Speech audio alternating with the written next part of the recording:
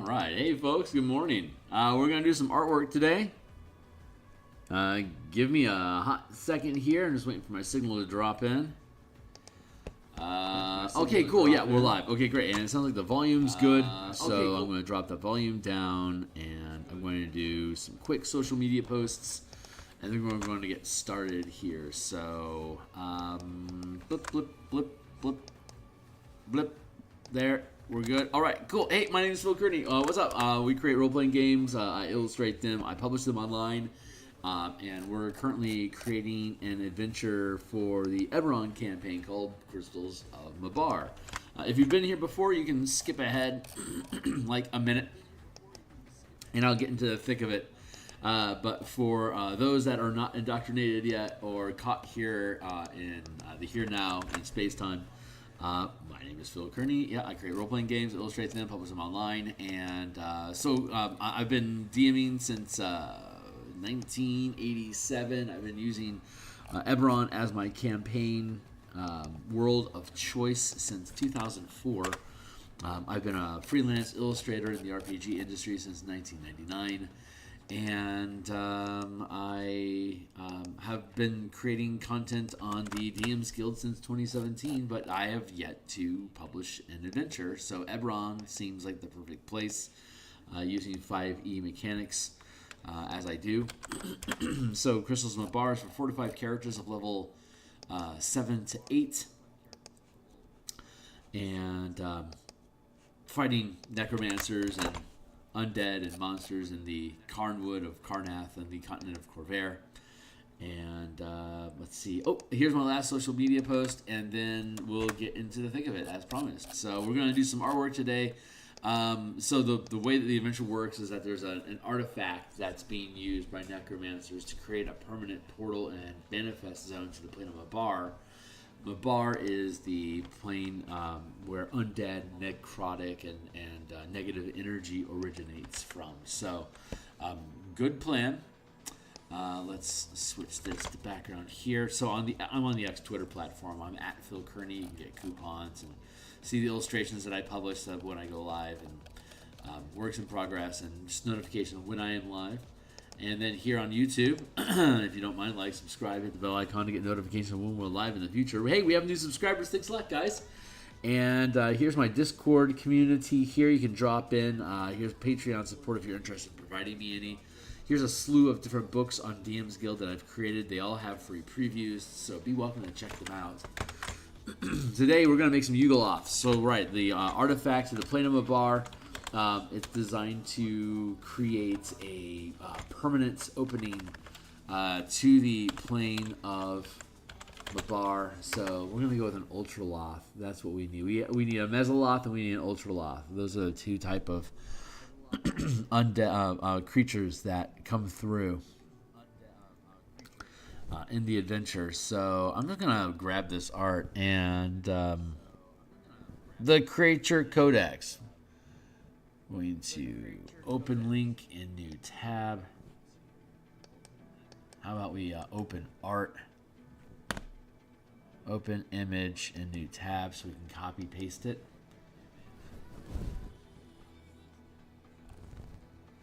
That's a fantastic piece of art. Copy image. Who be this? Creature Codex.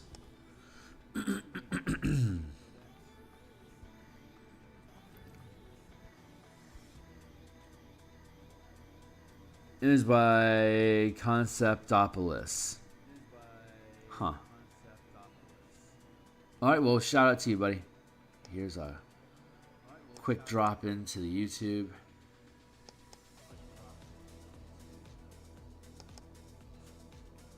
Conceptopolis. This is some good looking stuff.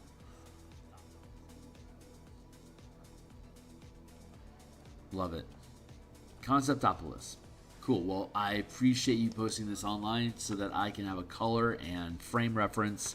3 fingers and a thumb. Sounds fun. So let's go into here. What I want to do is open up a new document. Let's go to art. And we're going to go to creatures and characters. And we're going to go to Act 3 creatures and NPCs. That's going to get me here to Karen, Houndsman.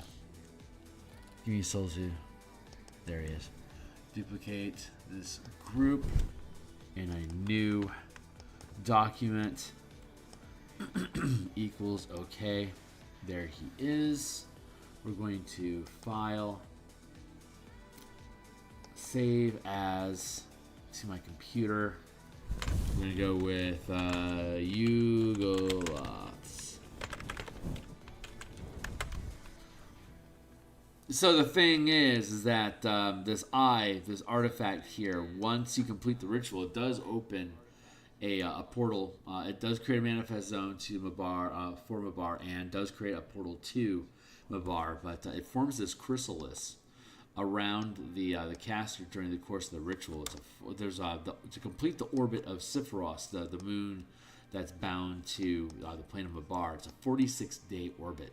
So at the end of the 46-day orbit, over the course of the 46 days that the ritual occurs, this chrysalis forms around the caster with the eye. And once the ritual completes, this cracks open like an egg, and the person inside that was performing the ritual basically liquefies and turns into a Yugoloth. The artifact basically becomes the head of the creature, and it is what takes control of the manifest zone, and it is the master of the gate. So that's essentially what the plane of Mabar is doing, is baiting you into creating a new Ultraloth and a portal to Mabar for it to basically command armies to come through into the world of Eberron to destroy it. So it's basically a big booby trap that these stupid necromancers fell right into. So I'm using this as reference for me to pull for the eye. So we can take the Ultraloth artwork that was contributed by Conceptopolis. Thank you kindly again. So now I have a color reference for me to use so that I can create my own pose and move on from there. This is great art. So I can use that as a color reference, and I've got this as a reference as well.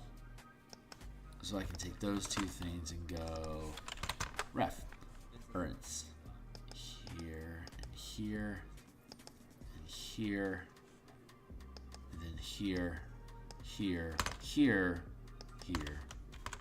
there. White out the background. What is a 300 pixel space, I think? Canvas size is 1 inch. And the image size resolution is 300. So there you go. So this is a 1 inch token that we're creating. And it is an Ultraloth. Ooh, that reminds me, we should label this as Ultraloth, and then we need a Mesoloth.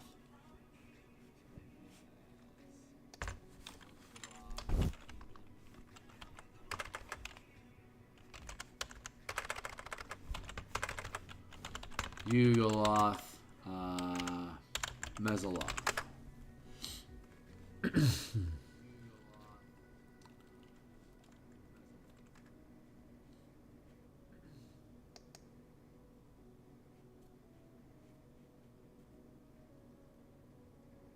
Let's see. Let's go to D. Let's make sure that's what we're supposed to be doing here.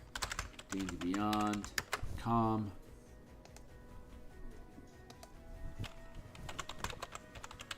Yugoloth. I misspelled it. Now it's gonna have a fucking brain seizure.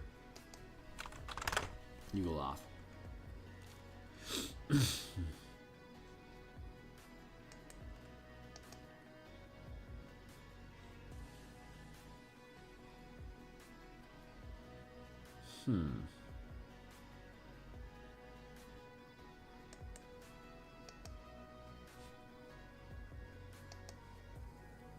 No, not the Arcanoloth.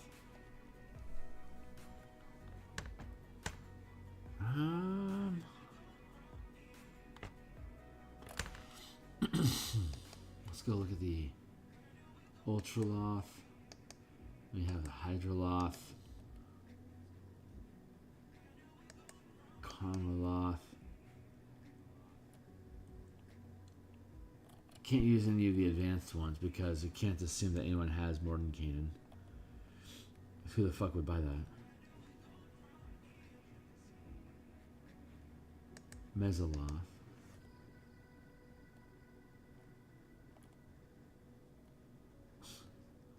Damn it, man. Alright, I'm out of Loths. Mesoloth, 5.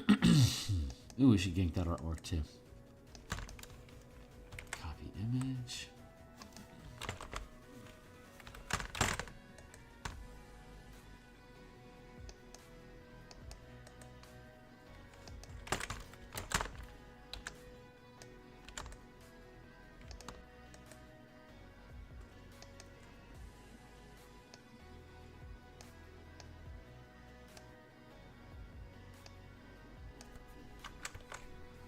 Another point of reference.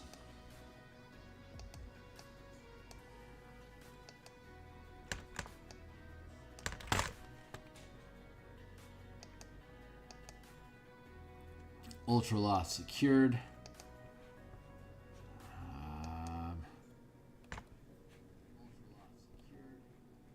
Oh wait, I was supposed to check the CR real quick. Hold on. CR 12, right? 13, yeah, that's nasty. When it comes, it's powerful, but when it comes in, it's going to be weak on hit points. So the team isn't just going to get slaughtered. Hydroloth's a good challenge. Caneloth.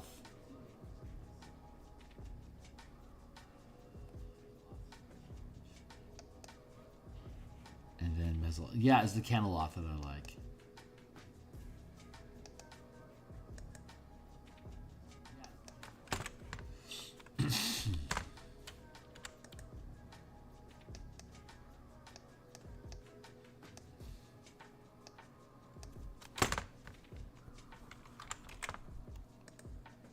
Image.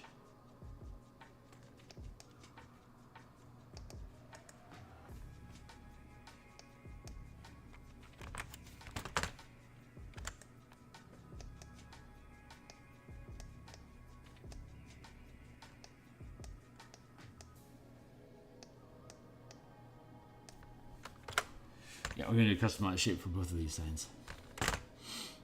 That's really cool.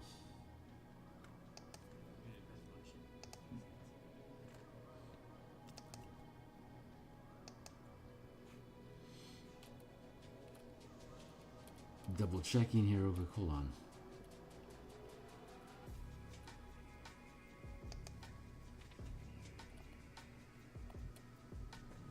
Good enough.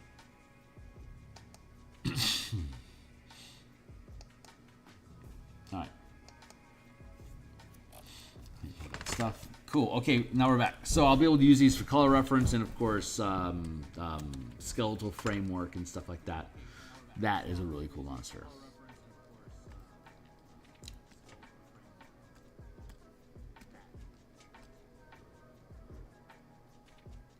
Also pretty cool.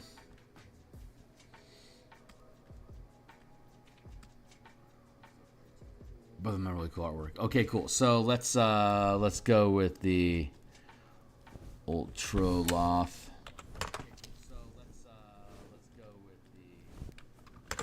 And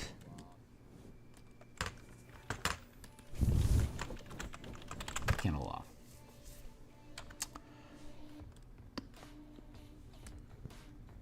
Has 2 eyes, but we're going to give it 1. It's going to be Cyclopsian. Neat. So we're going to start with line art. We're down to 2 pixels in size. So we're going to start with line art.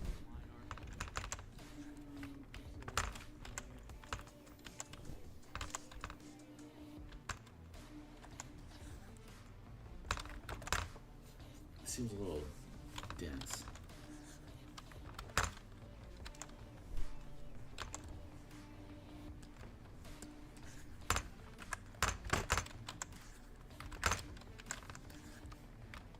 Okay. I don't know what I'm fretting over. So let's just get started. We got the head of the Ultraloth.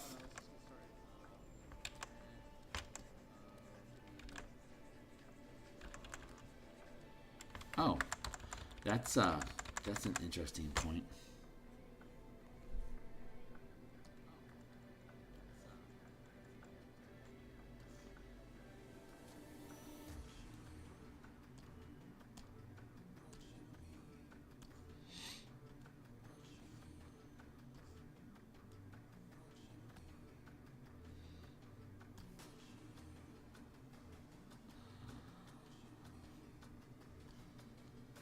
Let's try that again. Come on, dude.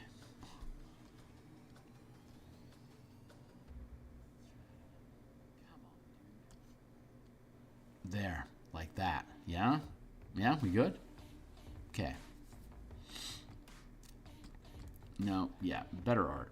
Just better art. Well done, dude. Okay, now we're back on point. And now we can, I bet this is going to make everything feel a lot better. Yeah.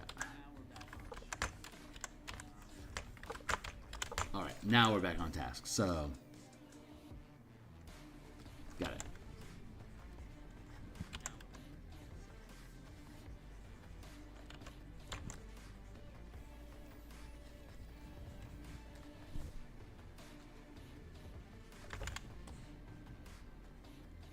I don't think these things have mouths.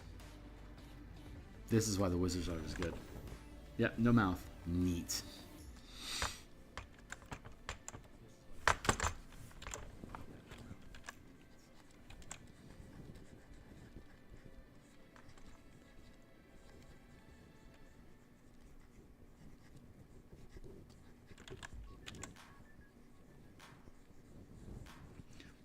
Build body.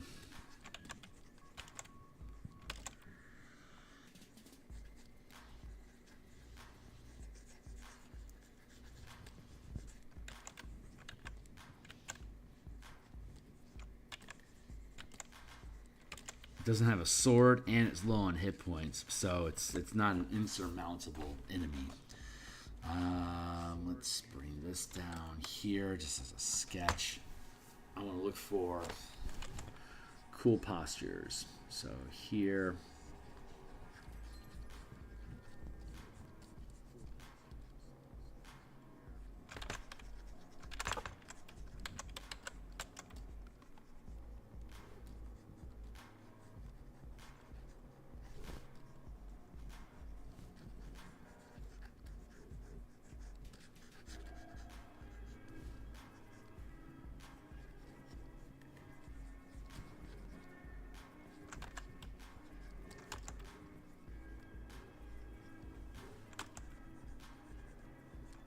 Could work.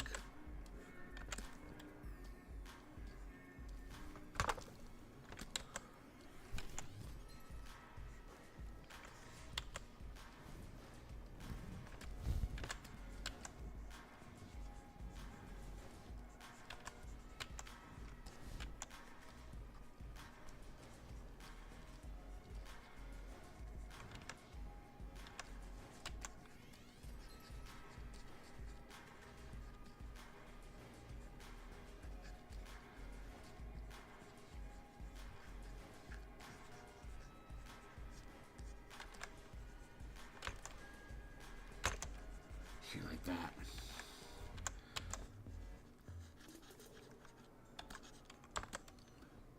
Ish.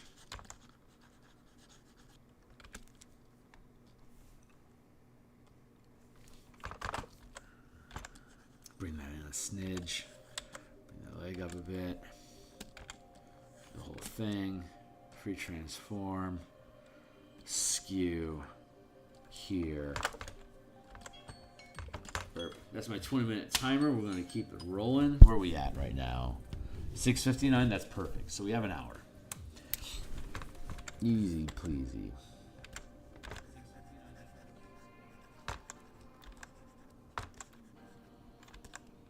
That's a pretty basic pose, so it's good that I got some time.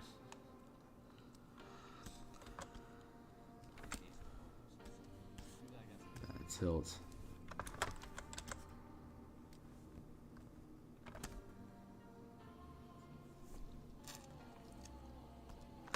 Let's see.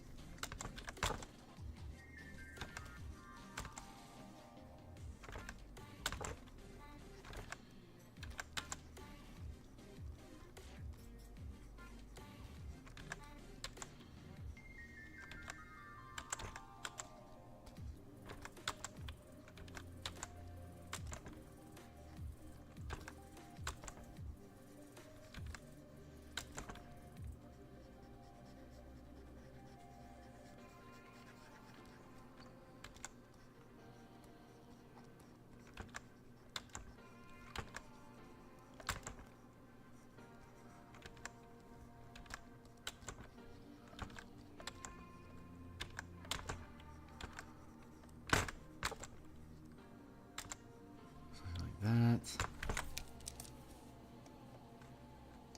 I'll have to look it up again.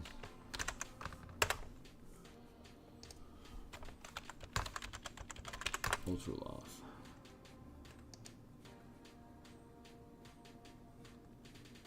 Yeah.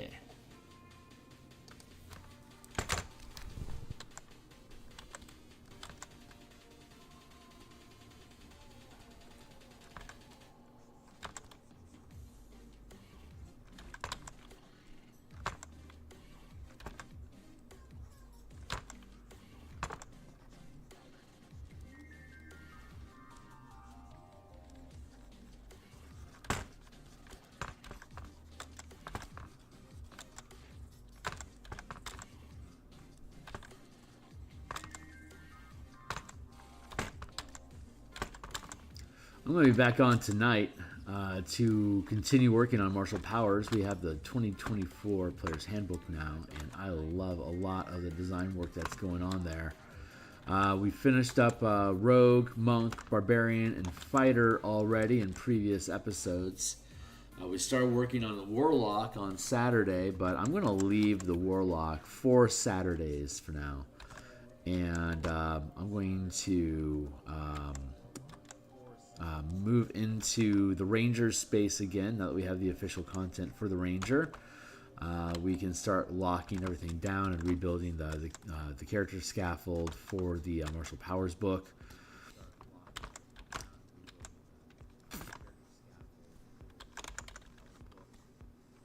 One of the factors, one of the elements, I guess, of the color mana system that I developed, or just universal spell points in general, or just mana in general, is the alternate concentration rules that you can sustain multiple spells and concentration effects simultaneously as long as the total levels don't exceed your max spell limit. So if you're a 5th level caster, you can sustain up to 3 mana worth of spells, whether it's 3 first level spells or 1 third level spell or whatever.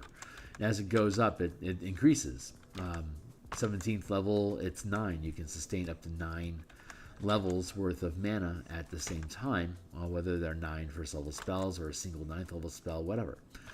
But the catch is you have to, whenever you make a saving throw, you measure the roll, the result of the roll, to the your concentration DC, and your concentration DC is 10 plus the amount of mana you're maintaining. So a 9th level spell has a DC of 19, and that saving throw is literally against for every saving throw you make. Whether it's a dexterity saving throw from a dinky little Ray of Frost cantrip, or it's an intelligence saving throw against Phantasmal Killer. Doesn't matter. The DC is only regardless of what it takes to succeed at the current save against the effect you're saving against. If that 17th level wizard doesn't make a DC 19 on this strength check, you're going to lose your 9th level spell, and that's how you can balance the mana pool against the power that they gain from multiple spells, because you're punishing them heavily for attempting to wield so much power at once. They have to make sure that their positioning is good and that they're not at risk. It encourages smarter gaming by allowing more significant rewards for the risks that they take. And I've ran a couple campaigns from level 1 to 20, and this is a mechanic that I've been basically using at my home table for 7 years now, and it works great. So highly recommend it.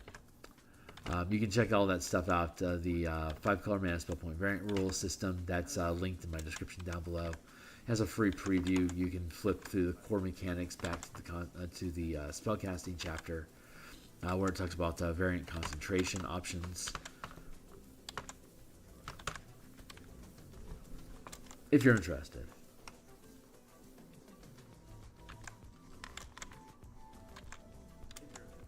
But having said all that, that's basically all commentary that I'm fine with Hunter's Mark being what it is. It needs to be more of what it is, and I don't mind it requiring concentration, but only if you're allowed to concentrate on more than one thing at the same time. Otherwise, it's horrible design, and I don't know what the fuck Wizards was thinking about that.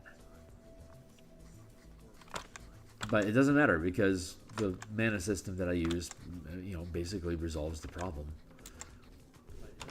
And we're rebuilding the whole thing for 2024 anyway. So that's what the martial power system is giving us alternate magic system and helping rebuild the spellcasting for rangers and paladins.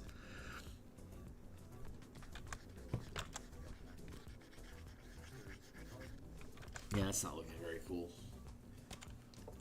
I like the idea of it, but it doesn't have the sinister level that I'm looking for. It needs more sinister. So let's keep trying.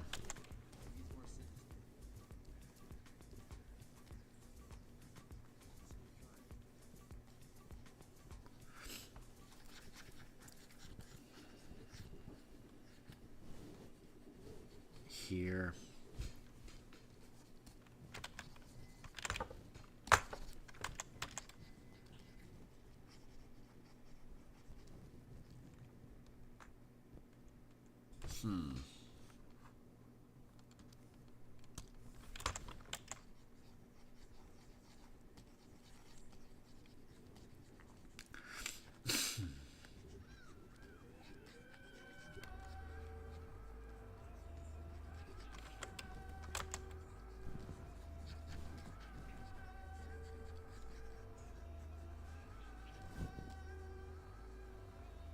Oh, I'm liking this a lot better. This is starting.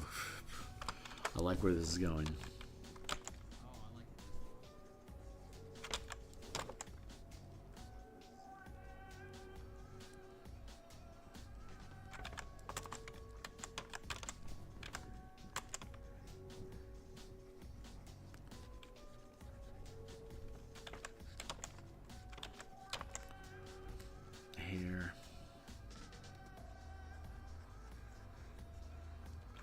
Here.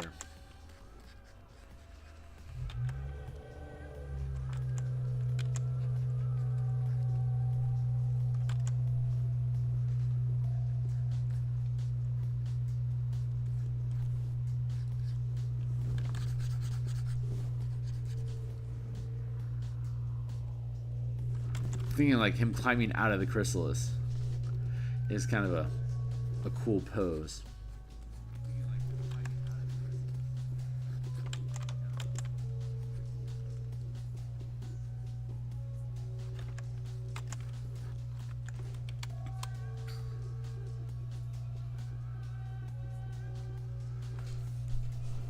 It is a cool pose. Maybe I keep that as a separate illustration in case I need some filler space at the back end. But let's keep trying here.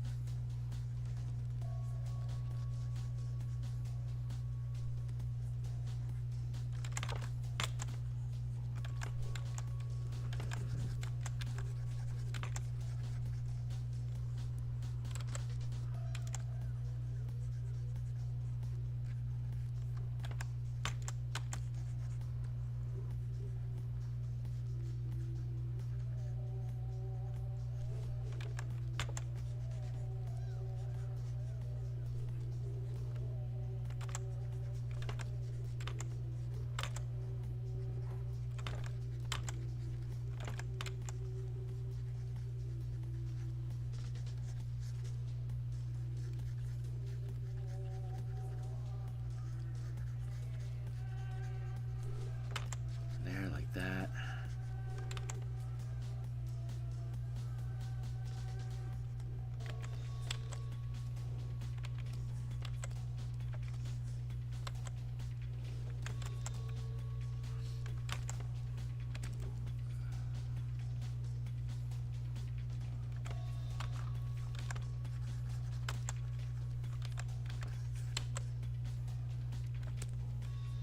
Transform like that. Yeah, I'm kind of liking this.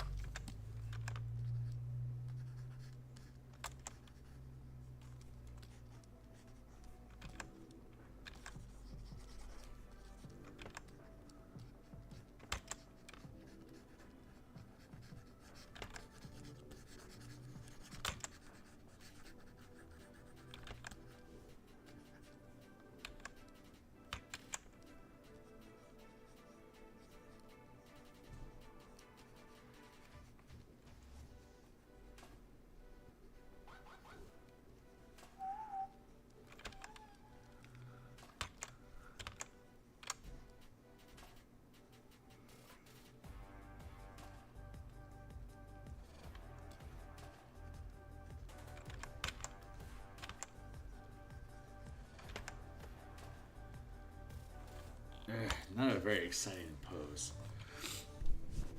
It's better though. I'm starting to feel a little more dynamic here. It's not enough though. It's not enough. Gotta push that further.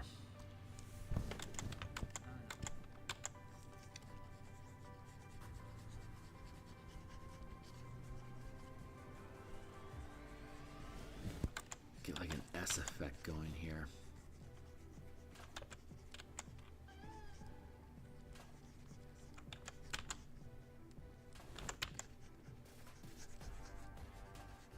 The sword it has certainly adds dynamic posing to the character by wielding a weapon.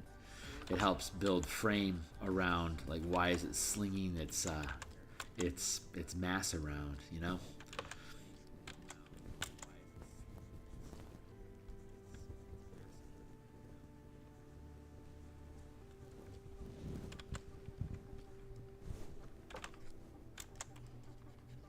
We'll get by. We'll figure it out.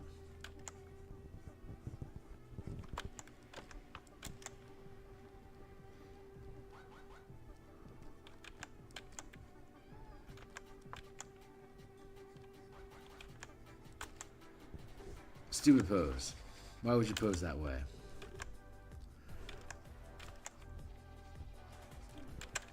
This is okay.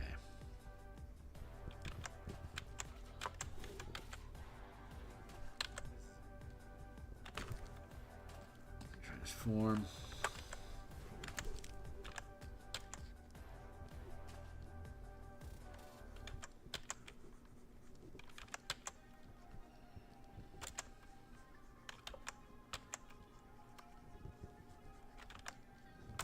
Yeah, the characters will never actually interact with Solju, who's performing the ritual, because if you interrupt the ritual, he dies. If you let the ritual complete, he becomes an Ultraloth. So if he dies during the ritual, he'll the rest of his body is reclaimed by the artifact and becomes a Mesoloth to go on a killing rampage.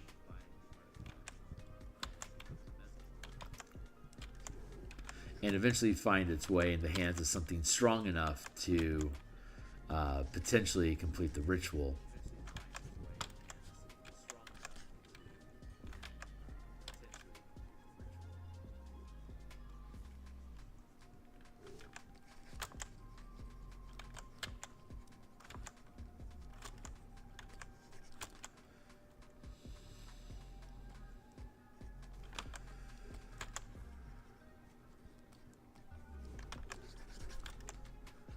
I could swear these things wield power. Let's reopen close tab. If you get your swords, what are you going to throw around?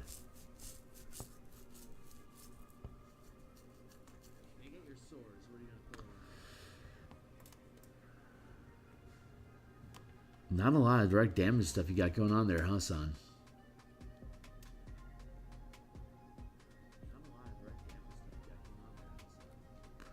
Three melee attacks, and all it has is a sword.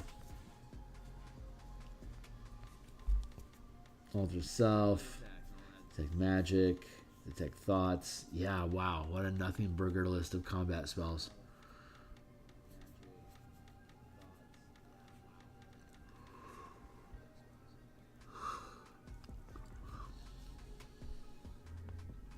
A 10-foot cube. 10 10-foot cubes.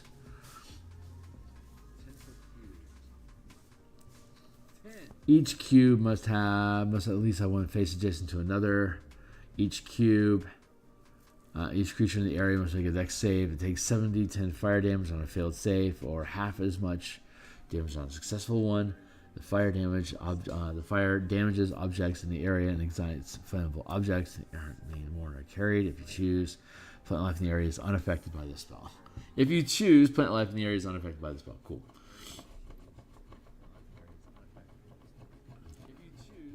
That's what he's got. DC 17. Wow, what a nasty bastard. Well, good thing he's knocked down. Proc bonus +5. So good. He's so dangerous. All right. Well, he also only has about 20% of it. He only has about 50 hit points, so he's pretty easily knocked down. You just got to survive him. But we don't really expect you to survive to face him, because you should, if the campaign goes correctly, you'll be able to disrupt the ritual before it has a chance of completing. So I think I'm just providing a Yugoloth token in here because I can. But boy, it sure is frustrating me. You know what? Now that I'm thinking about it, that rising from the egg might not be that bad of an idea, because you don't really you never really do face the Ultraloth. Like, something's gone wrong in the adventure if you allow them, because like when you get to the egg, or you get to the ritual itself, you have like about 48 hours to figure out how to stop the ritual, which is tons of time. And the only thing that stops you is Solzu's adventuring companions, Karen and Houndsman.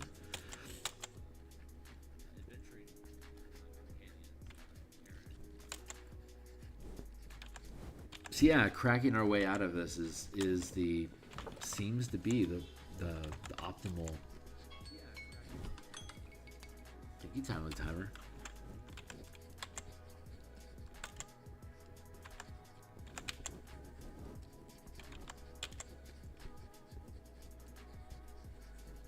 The Yugoloth will be much easier for the team to deal with. It's only a CR8.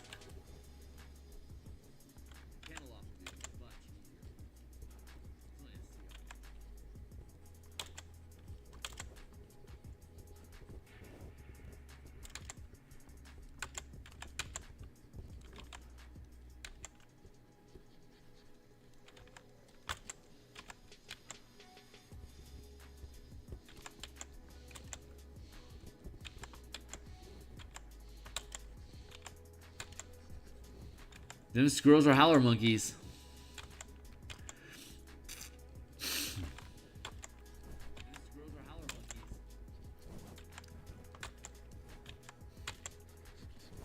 This is much more in line with where we're supposed to be at, I think. This has been productive.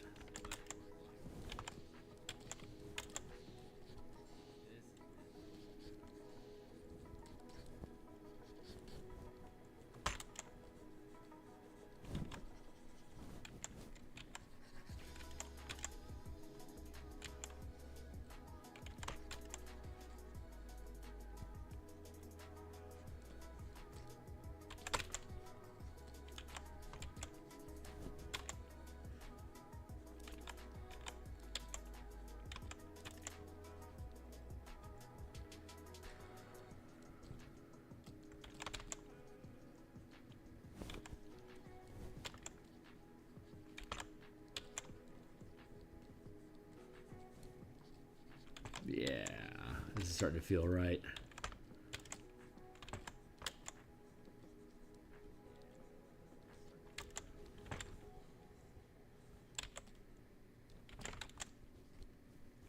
Oh God, yeah, that's.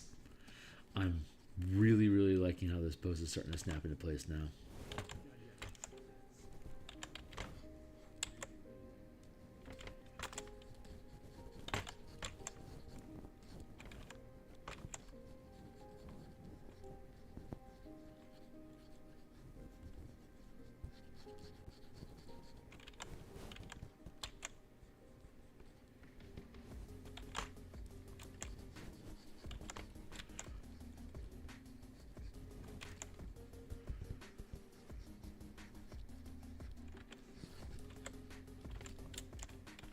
Something like that.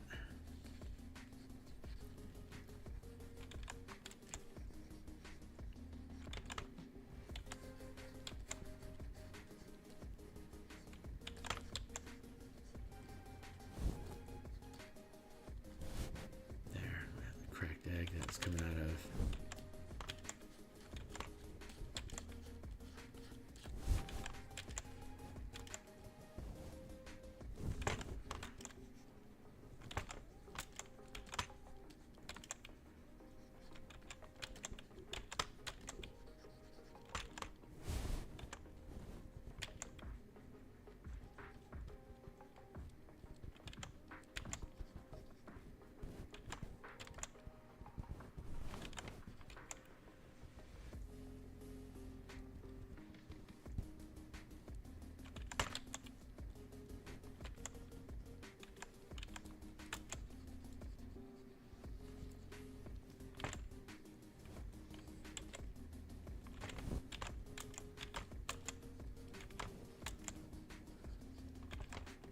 Let's see.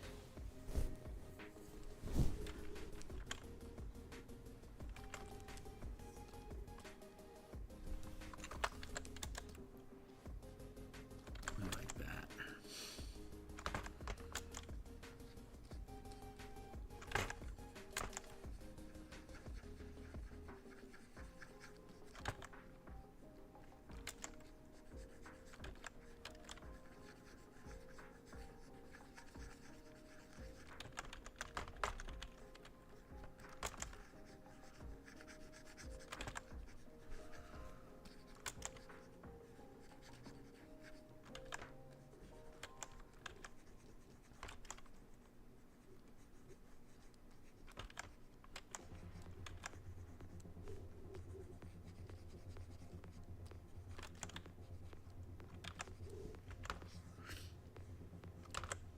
Nice, get that tilt going on. You want to have, I like having that vertical tilt across the elbows.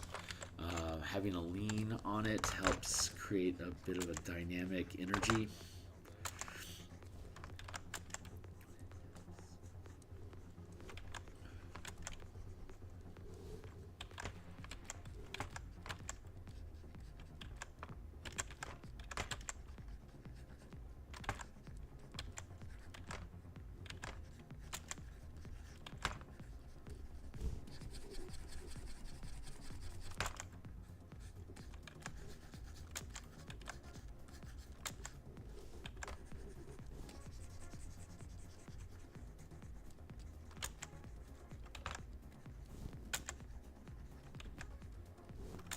Good.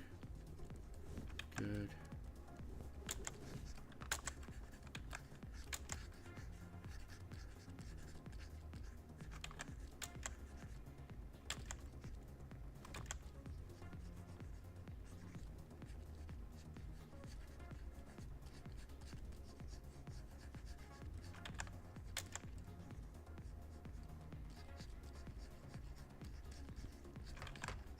Oh yeah, this is going to turn out well.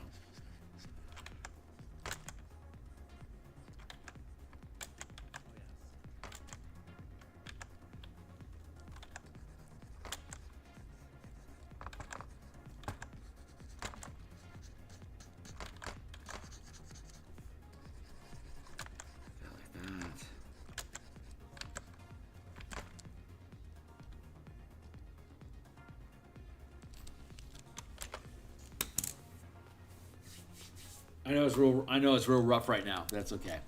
It's gonna be okay. So I'm gonna take this to the. Yeah. Yes, I'm.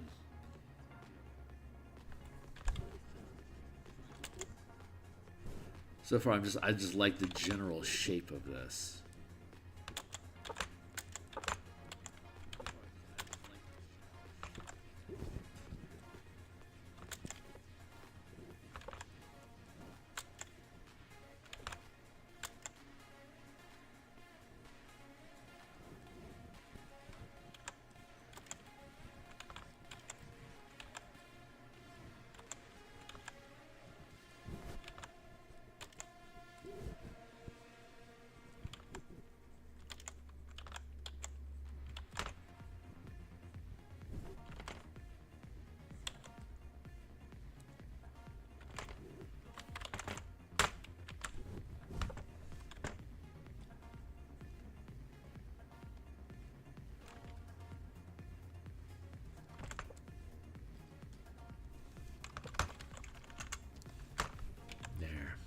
Man, I'm really looking forward to working on Ranger tonight.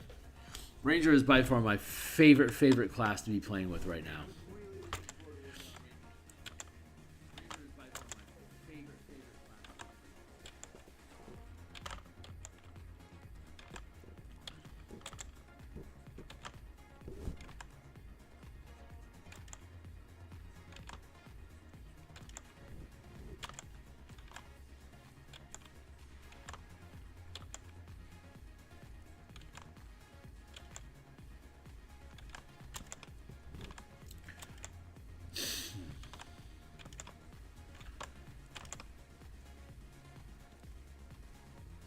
Something like that. I'm gonna let it sit for now. We're just gonna let that sit. We're gonna come back and stew on that. Right now, I want to mess with the Yugoloth while we still have some time. Yeah, we still got about 20 minutes. Yeah, about 20 minutes left that we can mess around with this morning. I'm gonna take a sip of coffee and take a quick break.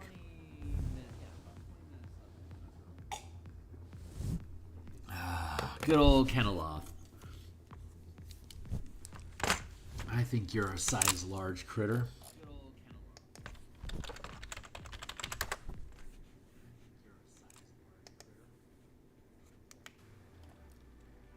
Get out of here, Mordenkainen. No one likes you. Oh my god, so many monsters of the multiverse entries. Fine, whatever.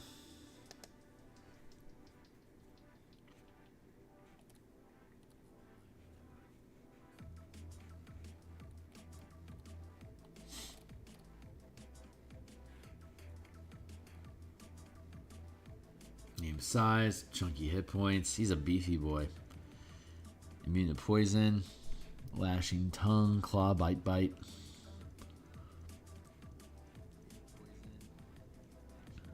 Pulled 30 feet, and restrained until the grapple ends. One target at a time with his tongue. Tongue at a tongue. Cool.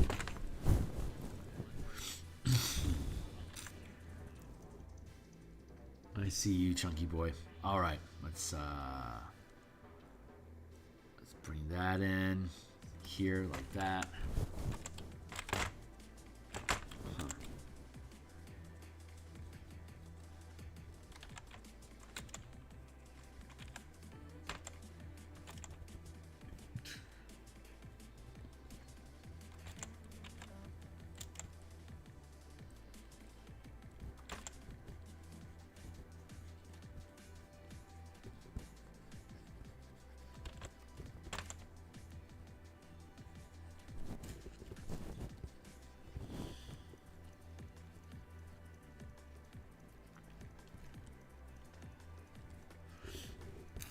Yeah, thicky tinky, thicky tinky. Alright, so get the basic idea. That's what pose we already have. So let's invent something new on our own, shan't we?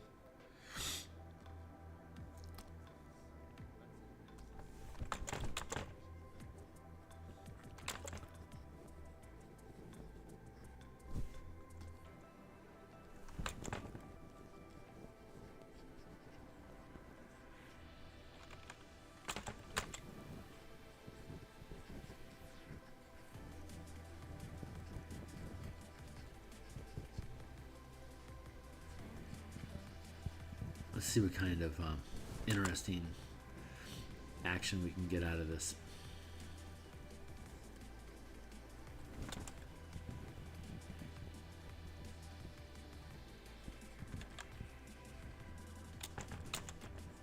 Might be able to get a cool pose going on inside here.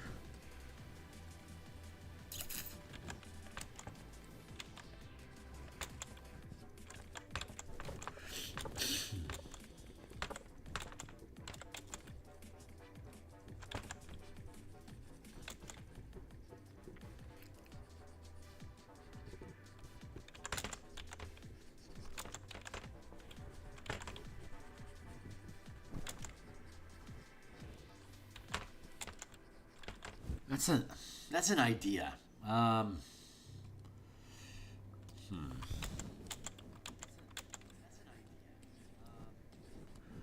Head, shoulder frames, torso, back axle.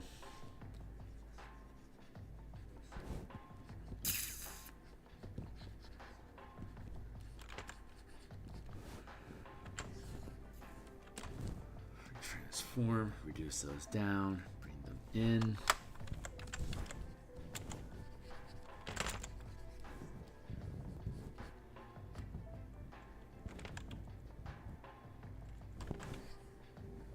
If I flip the frame.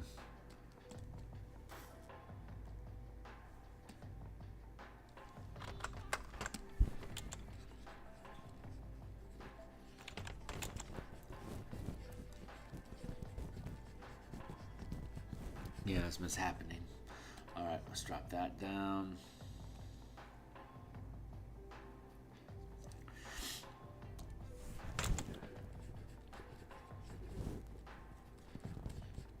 If I scribble enough density, eventually a shape is going to come out that I think is going to be cool, and then we'll be able to get this thing going. So right now we're just laying down texture and grit onto the page just to see what starts to emerge from it, if anything.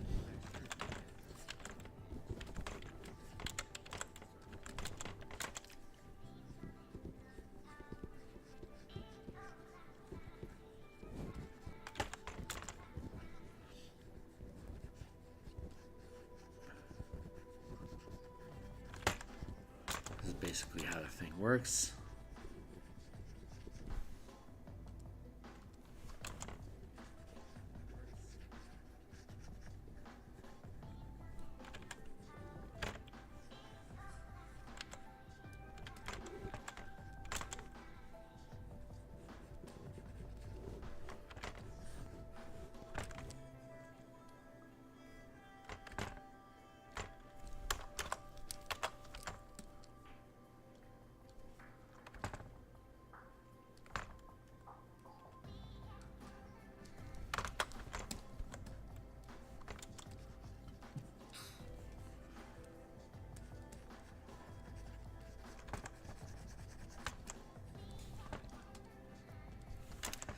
Yeah, low slung, heavy frame. There to there to there. That's basically our base. That's a profile, roughly, like a toad. It's like a long-legged toad. It also feels kind of like a bear, you know?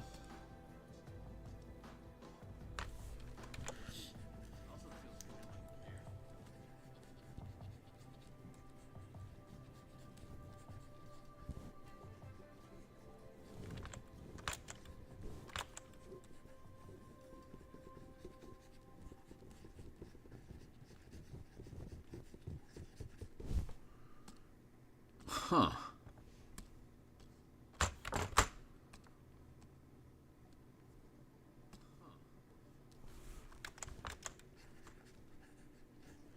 I've got this curve going on inside the body here, and I like that a lot right now. It feels good. How to pull that out and not lose the magic of it. Well, let's duplicate the layer so we can remain preserved here where we're at, and let's just continue pulling this forward. So here.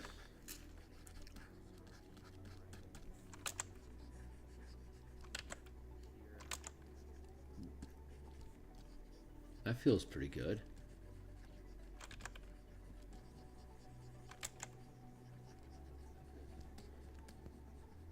I think we got potential here. Ooh, that's looking really cool.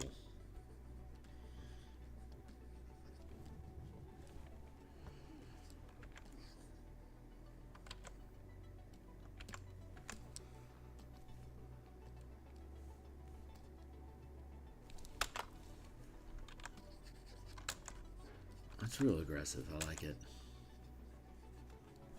What is the Yugoloth's intelligence?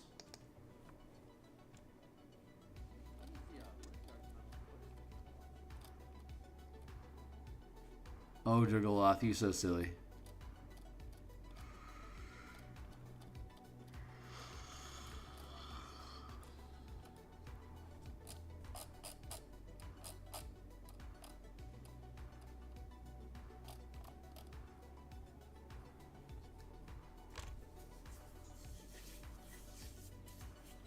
Oh, wow. That really dumbstows you down.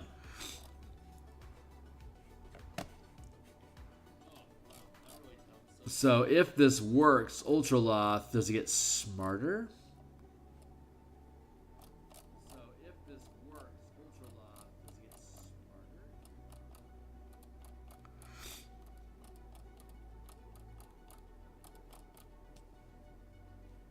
Ugh, whatever, dude.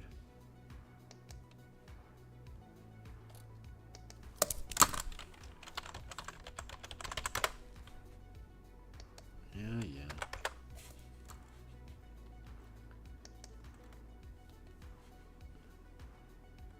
Intelligence 18. Yeah. So that's where he wants to be, otherwise he gets real dumb. Real dumb, real fast. So that's where he wants to be, otherwise he gets real dumb. Real dumb, real fast.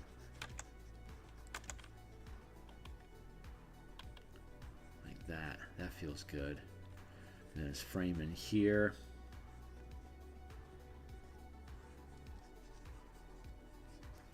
Man, I'm really looking forward to streaming tonight.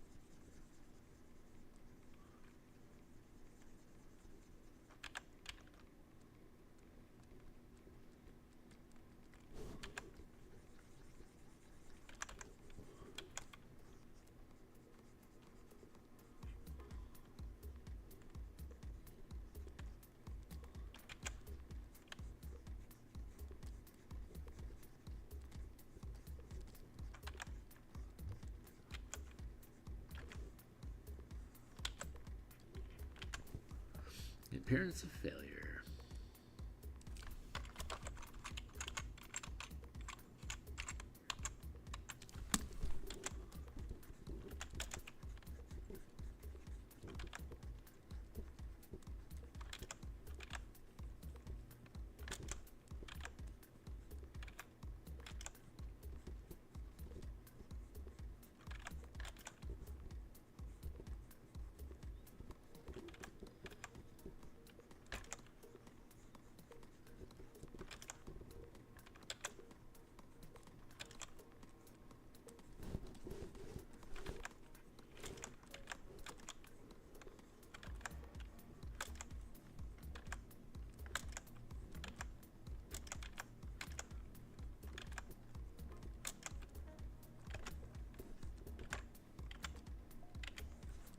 drop the size of that down.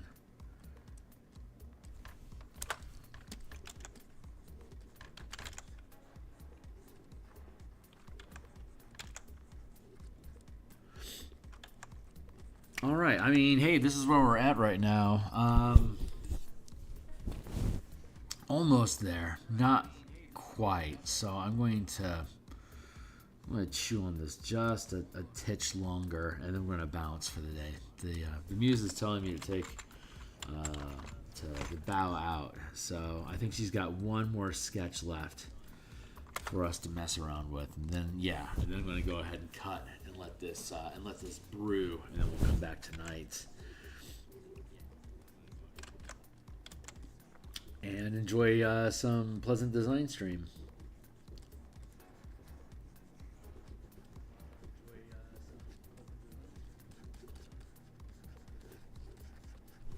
Oh God, I'm liking this.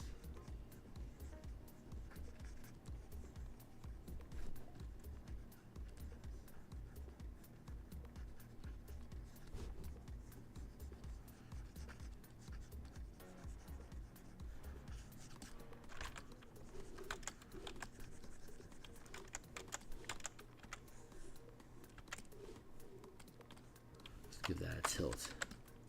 Keep it in. I like that silhouette we've got going here. It's feeling pretty good.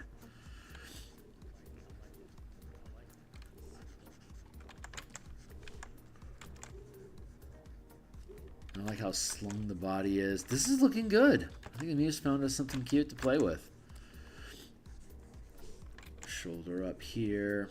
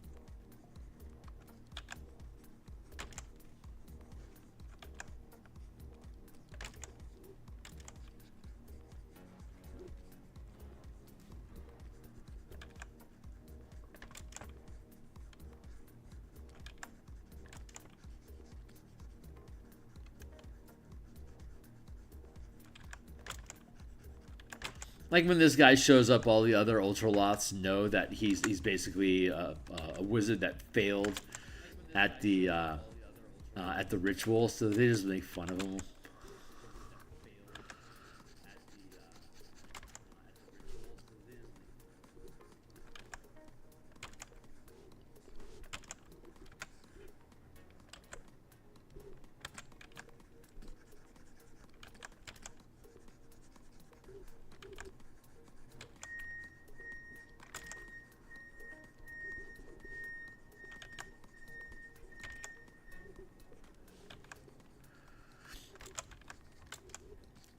This guy looks really cool. I'm actually really happy with how this is coming along right now. It's such a nice basic brute. Feels good.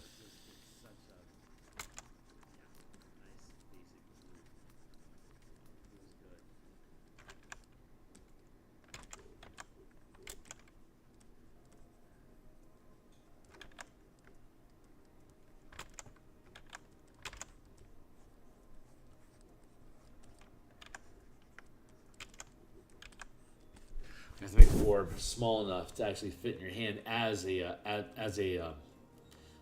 an orb arcane focus. I have it too big currently. It needs to be about this big, so it's something you could actually hold as a focus.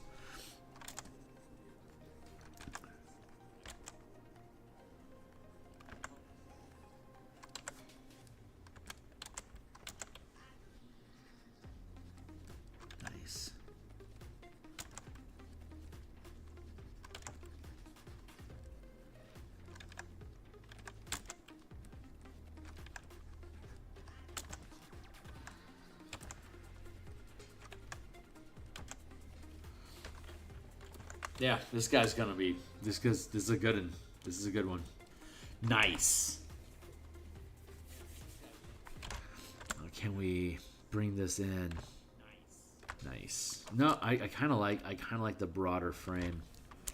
But yeah, we can reduce the size just a titch so it all fits in the same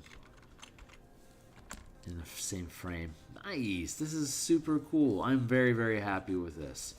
All right, we're gonna let this sit and just basically ruminate in my heart for the evening. And we come back and we'll start refining this.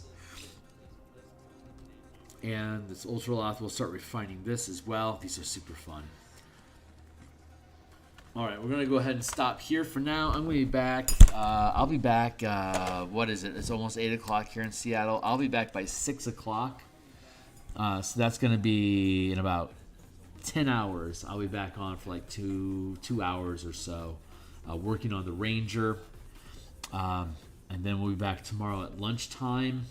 We'll be here tomorrow morning to continue working on the Yugoloths, and then we'll back on a design stream at lunch for Tuesday for another hour of Rangers. Wednesday we'll work on this. We'll be off Wednesday night.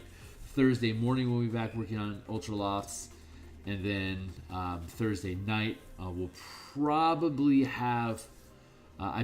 We might finish the Ranger on Tuesday, otherwise Thursday for sure, and then we'll get into the Paladin. Then at lunch on Friday we can work on the Paladin some more. Friday morning we'll work on the Yugoloths and hopefully be working on color by then. And then Saturday morning stream we'll be back at 9 till noon, and we'll be working on Warlock some more, and potentially finish off the Paladin and work on Warlock. So that'll take us through this week. Through the 4th, and I'm anticipating that we'll have the Artificer reworked and done by the 11th. We'll work through magic items by the 18th. We'll work through monsters by the 25th, and we'll be ready to go potentially on Monday the 28th or Saturday the 2nd to begin our Mega Dungeon. So keep an eye out for that stuff, folks. I'm going to go ahead and bounce out of here for the day, or for tonight until tonight. So catch up with me in about 10 hours, and we'll keep playing. So see you guys then. Looking forward to it. Cheers.